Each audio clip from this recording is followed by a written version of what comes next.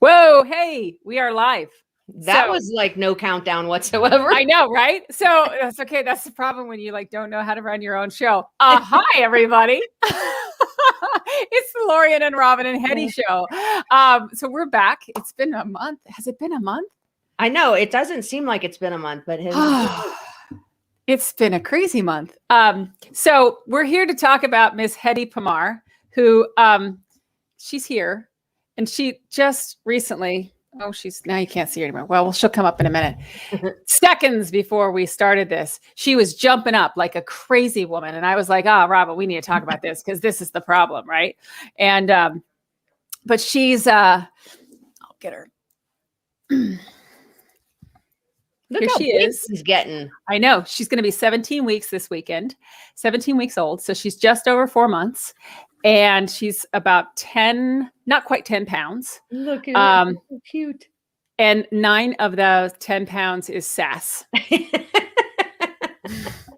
So when we were thinking about what are we going to talk about today, there's a lot to talk about. But number one, I'm behind in my homework. So we had this wonderful, beautiful schedule that you laid out, and I was doing so well for so long, and then stuff happened as life gives you, and all of a sudden I'm like, I'm a week behind. And so I was like, okay, and I got one lesson of the week that I was behind on, and I'm like, okay, I'll get caught up, and then I was like, oh no, I'm this behind. And then came something that I was like, I can't do that right now. So though I can't do that right now, there's a whole couple of lessons about getting used to water. All the water right now is about 4 inches of ice on top of it. So, it's just like, so those are good ones to skip over for now. Right. And so anyway, then I look and I was like, okay, I've done 3 of 20 lessons in the last 3 weeks. So I'm behind. But there are some things that we were doing some leash training in the backyard with my son, teaching him to help Petty with the leash. And I'm sure you saw the video on Instagram. I see that. It was hilariousness ensued. We'll definitely share those if we haven't already on our social media. But so we did a little bit of the leash training stuff, which is actually, I think, week 17. Because I clicked ahead. I was like, I need something with leash training so that I can. So I'm going out of order. I'm breaking the rules. But honestly, that's what I would have told you anyway, is to really, it is set up developmentally week by week, but pretty much everything in the entire program is good for any time in your dog's life. So even if you have an adult dog, like you could go back and refresh things that you might have seen in the program. Right. But I would go from where you've left off to kind of where the age Hedy is now, and really just look at all the videos and training and decide like what's most pertinent. Obviously, like you said, learning how to get into water, probably not the most fun thing right now since it's all snow and ice, but you'll find some tricks in there that maybe you're like, okay, I don't really need to teach those tricks right now. But then there are tricks interspersed with like handling, which handling I would put a priority on, and then just basic household manners I would put a priority on. Right. So I would just pick and choose those. So don't feel like, I've lost ground. I'm never going to catch up. It's never going to work. Just do whatever you can. Well, and we are in a do whatever you can mode because, we've got toddler and we've got the frozen tundra outside, which of course, I think for everybody in the nation, especially the last week, has been like, exactly. And it just adds this extra layer of craziness. And even like getting her to go outside and pee when it's 11 degrees outside is in and of itself exactly a little bit of a task. I'd like to talk about 2 problem areas I have, and then we can get like kind of into more general things. And one of the problem areas, and we did touch on it, I think in the past, I can't remember if it was a private when we were talking about, if we talk about Facebook, but we have a barking issue. And the way I'm dealing with it right now is much like I deal with my son when he throws his terrible tantrums. He's 19 months now. And so we can go from delightful child to like screaming banshee in 2 seconds. So, and the way that my husband and I deal with it is kind of this really not emotional, like, you're out of control right now. Okay, no problem. And we put him in either his crib or his playpen or whatever. And so for Hedy, when she starts to be this crazy manic barker, constant, usually has to do with a cat. Then we just, pick her up and we put her in her crate and then we walk away and we ignore her. And then when she calms down, we bring her back out. But we're like kind of doing it automatically because it's we don't want to yell, obviously can't yell at her. Right. And we did try to just distract her, but that, she gets, one of the cats in particular likes to stay just out of reach and then torment her. And of course, which drives her crazy. And they get along. They actually wrestle and they get along great. But sometimes, particularly when you're trying to get work done or have an important meeting or something, to have an incessant terrier barking, you can't really do that. So I'd love to get thoughts on the barking. Yeah. So actually you are doing 100% what I would tell you to do, which is the little timeout. The only thing I would add to that is I would add some kind of a verbal marker, but I typically tell people use something that you're not going to say in an angry tone, because you don't want it to be like, no, So I usually tell people use the word bingo, just because nobody can say bingo in an angry tone. Just, I don't know, just doesn't happen. So, but I've also seen people use the word enough or quiet. I mean, you can use anything. What you want to do though, is basically say that word and then do the non-emotional pickup, put them in the, crate or play area or wherever you're isolating them, and let them be isolated for, I usually say anywhere from 10 to 30 seconds, long enough, hopefully, that they quiet down.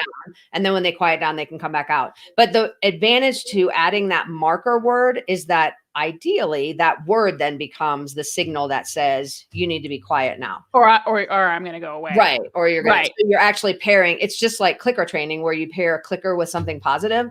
Now you're pairing another word that means you're about to go in timeout. So hopefully that word ends up becoming a way to say, okay, that's enough. We're done. So but you're right. You don't want to do it emotionally. You don't want to do it like with a lot of anger. It's just really like, oh, well, you lost the chance to be out here to even see the cat. So we're going to be over here. So, yeah, we actually, I gotta say, this cat, she's kind of a jerk. She literally, like, we put her away and the cat literally went where she could just be seen by the dog. And I was like, really? You're going to really be like that right now? I do think cats do that. Squirrels too. Squirrels are like taunt dogs too. Oh yeah. It's brutal. It's brutal. Because the other option really is to do some kind of a recall and call her away and distract her. But that assumes that you have something better that she wants than the cat. Yeah. And that's a high distraction for her. So unless you have something really, really good, you probably Well, okay, so this actually, I realized I had a third thing to talk about. I'll talk about this because you just actually triggered this for me. So one of the we're being trained, or I shouldn't say we, because my husband's not making this mistake. I am. I'm being trained when it comes to getting the dog to come inside.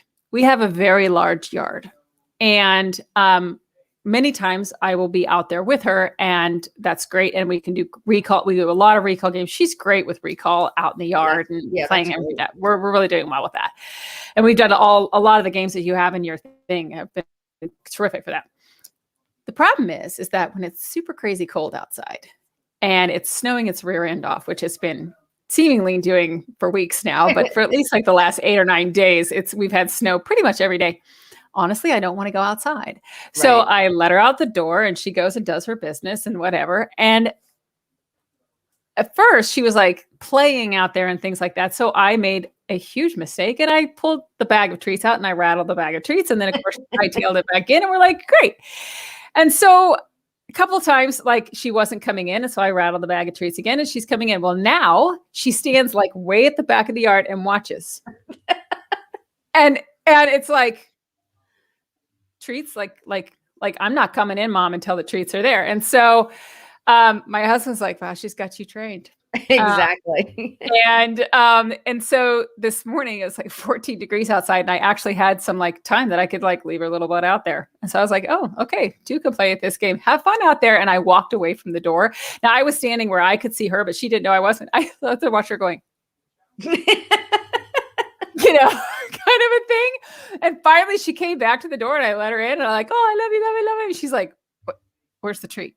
So I realized I have to undo some stuff, but I mean, so other than shaking the bag of treats, and we did try to do the line, by the way, we tried the whole putting her out on the line. That was tragic. What did she do? Oh my God. You would think that we were trying to kill her. I mean, they're just the weeping, wailing and gnashing of teeth. And I mean, we did all sorts of treats with it, and playing with it. Oh no, it was it's like, when you see like when you put a sweater on a cat and they immediately go, oh God, you're trying to kill me. That's like exactly what was happening when I was trying to put the line on her. And I mean, I thought like we did some leash training specifically thinking like, okay, she'll get used to having something on her and now she'll be okay. Like that line is like, she like starts to like shake and cry and like, yikes. Is it just the line or when there's tension on it? When it's just the line. And I think it's because, of course she did the whole thing of like running and then it jerked her back and the whole thing, and now she got scared of it. But like, we've tried to like, I don't know. Yeah. I would say as you start walking with her on a leash, she'll get a little bit more used to that. Yeah. But for outside, what you really want to change is her association. So I would actually do what you did this morning where you just waited for her to come in. But when she does come in, I would still give her a treat. Okay. And then, so you want her to figure out when I come in because I've been called or because it's just time to go in, I get treats. And then if you have to shake the bag, I would actually teach her shaking the bag means you can come, but the treats don't show up. So you're actually alternating the signals that she's thinking, because with any dog, anytime you're working with treats, you want them eventually to do it without the treats being seen. Right. But that doesn't mean you don't reward with the treats. It just means you don't show them the treat to begin with. But so when she comes in, you still want to give her a lot of praise and you still want to actually give her a treat. And I would just be practicing that. You might even just let her go back outside if she really likes to be out there and play that game of, this is obviously when you have time, play the game of you're outside, we call you in, you get a treat, you get to go back outside, and you just can play that game with her. But I would probably not even use the treats now unless you really, really have to. I mean, it's not bad to have that as like in your back pocket. If you really like, I have got to go now. I don't have time for this. But you want to avoid doing it all the time is the problem. Well, yeah. And that's the thing. I mean, it was to the point that like, she literally would go back to the back of like do her business where she was going to. And then she'd be like, okay, now it's time for mom to bring out the treats and let me come in. I mean, it's just like, oh my, I've created a monster. She's smarter than she needs to be. I'm telling you. Oh, she's ridiculous. Okay. And then the last way not the last way, but the next big way that I've created a monster. Now she's now happy because she's got a Kong filled with peanut butter, but she does this thing where she jumps up right here between my legs, or she'll jump up on the side because she wants to be in my lap. And when she was a baby, I had her in my lap constantly. And now mommy's at the computer. I'm supposed to be in her lap. But she's now 3 times the size that she was. And so she's already ruined a pair of pants. And I've been just ignoring her. Right. But I put the bed below my feet. So she's got the bed right there. But other than ignoring her, I'm not sure. Do you ever want her in your lap?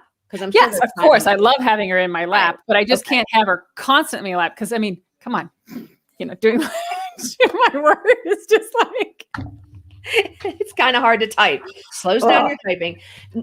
So I would be ignoring her. And then I would also start working on teaching her to what we call say please, which is to sit and then not jump up until you actually encourage her to jump up. So I would give her some kind of word that means you can sit in my lap now, whether it's up or lap or whatever. Like you can choose whatever word you want. I would do it based on a word, not necessarily just you like patting your legs, so that she actually learns some kind of a cue. But in the meantime, and this is a consistency issue, really. It's just, you just don't let her in your lap until you follow that sequence of you have to sit, then I have to ask you up here, and then you're allowed up. All the other times I would do exactly what you're doing, which is ignore her or give her something, an alternative. Like you said, you just gave her a Kong. Give her an alternative that keeps her away from doing that. The other thing you could try, and this, I don't know that I would, based on how persistent she was right before we get on the phone. Yeah, you did see what I was talking about, because that will last for 20 minutes. Because sometimes I will recommend people put a leash on the dog and then just step on the leash, right? So that she has enough room to stand and lay down, but not enough room to jump. The challenge, though, I'm a little worried about with her, because she was so persistent, is I also don't want her to choke herself. So ideally, when you step on the leash, if the dog tries to jump up, they just don't go anywhere. But I also don't want her to be like, jump, jump, jump, and, like choke herself on the leash, which is slightly my concern because I saw how persistent she was right before we got on the call. But that is another alternative way to, it's basically ignoring her, but managing her as well. And so most dogs will try to jump once and then go, oh, I can't really do it. And then that gives you the opportunity to reward them for staying down and give them a Kong or pet them or whatever. And that's the other thing is just remember when she does finally give up, you know, she tries that 5 or 6 times and you're ignoring her. And then she finally just is like, oh, this isn't going to work. Make sure you then give her praise because that's what she wants, is she wants that attention. Yeah, she's sitting right next to me right now, so I'm giving her scritches and stuff like that. But by the way, folks that are watching right now, please, if you are also a terrible puppy parent and need advice, please put in your questions, and Robin can address them.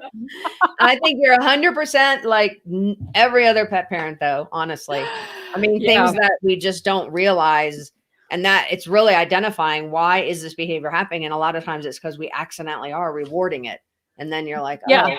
Maybe that's not such a good thing. So, but the good news is that if you reward different things, you can modify that behavior, especially with a puppy. Yeah. Well, and I do find that there's a couple of times that we've clearly started some sort of a behavior and then we're like, and we've been able to back it up. And, you know, like we had a begging situation going on pretty quickly with a toddler. I know that's shocking. That we realized, oh, shoot, well, we really can't have her next to us during dinner. So we were putting in her crate, but then we realized, you know, that's not really fair either. We need to teach her like she can be near us, but she can't be begging. And so we just moved the toddler's playpen near her, filled it with her toys, put her chew stuff in there while we're eating. So she's like now beside us. Oh, that's great. You know, just so there's been things that we've done, but like, we had a couple of days where Sagan was like, oh, it's fun to take all my food and throw it on the floor for Hedy. I was like, oh, great. Exactly. Oh, my gosh. So, okay. So I'm behind, but I need to get like revving up again and going again. So I would love it if you can kind of like, you know, you mentioned like the handling thing. So like, what's next for me? Like the handling and things like that. So what's next that we should really be focusing on? She's already had several vet visits, but of course I'm not in there because they drop you off at the door and then you don't see them. It's really this weird, bizarre. And I was actually going to talk about that's one of the downsides right now to COVID is you really don't know how she is when she goes in there. So at her age, the main things I'd be working on are just household manners, which you've already talked about, you know, not jumping up on people or in their laps, begging, which you've already talked about. So definitely keep working on those. And I would continue to reinforce her basic obedience commands that you've started to teach her and any tricks, because most dogs at about 4 months will start to test the waters a little bit. So you're going to be like, oh, she's doing great. And then all of a sudden you're like, why won't she do this anymore? The other two, actually, I would work on are handling. I would keep working on handling for the next several months. And really, because she is going to have to go back to the vet at some point, just making sure that she's comfortable with that. If as soon as, you know, things settle down in terms of COVID and you're able to go in there and have a visit, then I would try to do that just to identify, are there any areas that are concerning? Maybe talking to the vet too, to ask, you know, if they saw anything. They probably would have told you if they had. Oh, you know what this is what I get from the vet tech when she comes in. They go, wow, she's a little, what did they call her? Well, they actually used something that's not suitable for work, but they called her a treat blank. And I was like, oh, really? They're like, oh, she'll do anything for a treat. And I'm like, oh, great. Which actually is not a bad thing. I mean, there's a lot worse things. Yeah. So. And she did apparently like, she loves to make out with people. Like she like immediately goes for your lips and like wants her tongue, like she wants to give you a French kiss, like immediately. Everybody that has met her has found that out. And so she's maybe too friendly. So that's better than not friendly enough, honestly. So, so then it's probably looking at how does she greet people? And again, this is with, oh my gosh, she's too stinking cute with, meeting new people, you know, teaching her to be able to keep all 4 paws on the floor is a really helpful thing, and practicing that as much as possible. And then I would say the last thing is, I know you said her recall is really, really good. Yeah. And typically with puppies up until about 4 months, it's awesome. And then it will start to deteriorate because now I would say for Hedy, I am assuming that she probably started exploring a lot sooner than most dogs, but many dogs will stay pretty close to, the pet parents up until the first 4 months. And then they sort of go, oh, there's a world out here. And then the recall gets less and less and less effective. So just making sure that as you start see her kind of exploring things a little bit, especially when you go someplace new and maybe she's on a longer leash or whatever, or you're in an area that might be safe for her to let her off leash, she's going to tend to go away farther from you and then not want to come back. And that's fairly typical. And so we get a lot of calls at like 5 months of age. My dog doesn't come anymore. And that's all it is. It's just the dog figuring out there's a whole big world out there. Like I said, I have a feeling she started that earlier just because of her personality, but it's still going to grow a little bit now that she's gotten over that 4-month period. Well, and she's gotten to know all the bunnies in the backyard by their first names. And we have way too many bunnies, like, because the hawks and the owls that live in our neighborhood don't do their job. So Hedy's, she does. But it's interesting at least when we're outside, and it may be because, I'm wearing a treat bag and she knows that darn good and well. So when we're doing a lot of the recall stuff, but I've been trying to like mix up the treats and the praise and a ball and trying to like, there's always a reward for coming over to me, but it's not necessarily always the treats. Yeah, that's perfect. It's good. So, but yeah, it's interesting. We've not gone outside of our own yard, even for walks. We went on one walk with her out into the trail system that's right behind our house. There were so many dogs out there. And I was highly aware that like she had not had her third set of shots. I picked her up and carried her the rest of the way because it started, make me worried. Right. So she's not really had much external exposure. We've had a lot of puppy parties though in our backyard, COVID friendly, I'm saying, but I've invited people over to come meet her and she's been. So even just taking her, and again, this might help to get her a little bit more used to having a longer line on her, but even just taking her places that are just outside your yard, not necessarily where there's people or other dogs or anything, but just a new environment to see how she responds to some of the things that she does really well in your backyard. How does she respond to those same things when she's in a totally new environment? Because dogs don't generalize very well. So it's very likely that Hedy thinks, if you teach a dog how to sit in the kitchen, they literally are like, sit means when I'm in the kitchen. I said that, So it's very likely that she thinks the come command is all associated with the backyard. Oh, and you really have to train in a bunch of different areas to get them to generalize those commands to lots and lots of different locations. So it's, I wouldn't recommend like going to a dog park and trying it, but I would take her places where there's no interaction with other people, or it's COVID safe. And then it's not so much about getting her to meet the other dogs. It's more just how does she respond to you in a totally different environment without any distractions, because the environment itself is going to be distracting enough. Be the big distraction. Yeah. I can think of a couple fields that we can take her to for sure that we can go do that with. All right. We'll talk about the handling, because clearly, I mean, she's so gentle.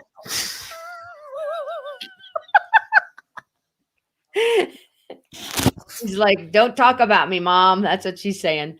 Yeah. So that, I mean, a lot of that, she's just trying to get you to play at the moment. But how is she with your son or with other people that are handling her? Or mainly, how is she if you're doing something that she doesn't necessarily want? So you're restraining her, or you're trying to pick her up and she wants to go see the cat and you're saying, no, we're gonna move. Well, she sounds like Cujo.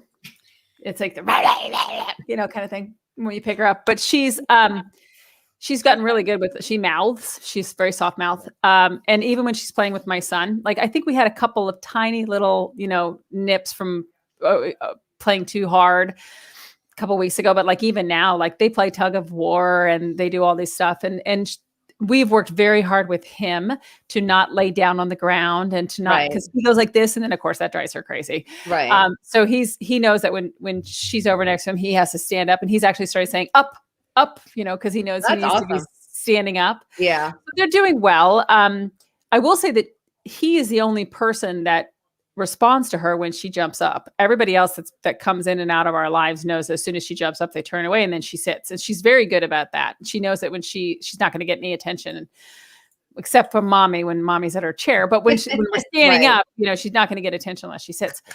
But when I have, like, for example, when I'm picking her up to take her away from the cat that she's going crazy with, we get this whole, kind of thing. She doesn't bite. She doesn't. And I'm not afraid that she's going to bite. I think else might be like, oh my God, this crazy dog. Because I had another Boston Terrier made the exact same kerfuffle when I would pick her up. And so I was like, she's just whatever. Right. But Yeah. And I would say as long as she's not actually biting, she's more protesting vocally. Right. Very much so. She sounds like vicious as heck. Right. But it's like. So for that, I wouldn't necessarily worry about it unless she was actually like, and not even just mouthing, but actually grabbing onto your hand. And it doesn't sound like that's what she's doing. No. And then the other handling I would really look at is just, practicing with her nails, clipping her nails or giving her a bath or drying her off, any of those things. And if she's wiggling or just doesn't like it, or she's trying to mouth or bite or whatever, those are the things I would practice and associate them with treats so that you can get her to comfortable and used to that kind of handling. Basically, same with looking in her mouth, like anything the vet is going to have to do, right? Making sure that she's comfortable with that and isn't showing any kind of over excessive fear or over biting or that kind of thing. And a lot of that is just practicing and getting that to be a fun activity for them. Well, it's funny that you should mention the bath because she rolled in something super stinky. We have a little bit of a compost heap over the side. When we moved into the house, I wasn't really paying much attention to it until I got a puppy who found it.